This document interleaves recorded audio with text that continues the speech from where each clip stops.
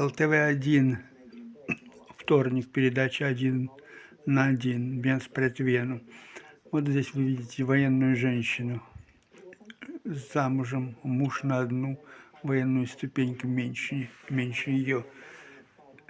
Конечно, ведущий не упустил залезть в вопрос конвенции. Видимо, он, так же, как и другие его братья радужные, значит, им нравится эта конвенция, и от нее взял ее мнение.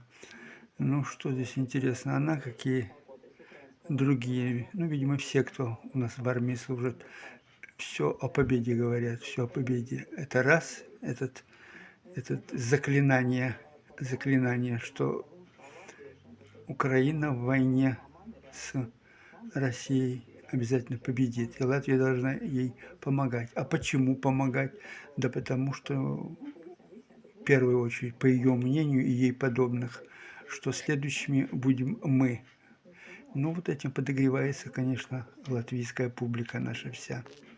Это очень плохо.